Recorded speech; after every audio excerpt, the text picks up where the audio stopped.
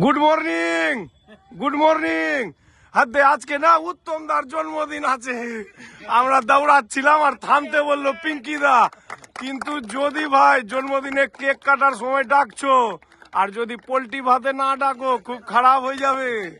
কি ডাকবা তো? এই কি খবর পাবো তো না? ফেসবুকে খালি দেখাল পাবো যে কেক কাট কি পিকনিক कर लेल কি খবর हो তোর? আচ্ছা খবর,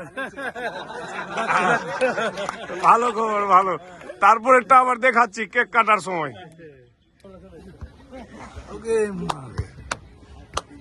চলো, কত খুশি মাগে কেক কাটবে, মাগে গাড়ির উপরে কেক কাটবে, কম খুশি? মনের ভিতর ফাঁস ফাঁস করছে। কেক কাটার পর মনে হবে যে শালা এদেরকে খাওয়াতে হবে রে ভাই। হ্যাঁ হ্যাঁ, মারো ভাটাস, মারো ভাটাস। মাগে আমাদের ইচ্ছা একটাই, পোল্ট্রি ভাত খাওয়ানোর, এটা আর কিছু না।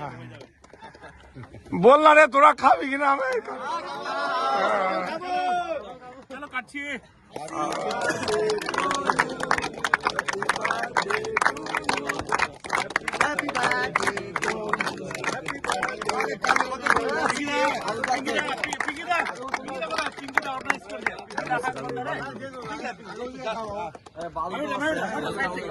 বাহাদুর দা, কেমন লাগছে তোমার?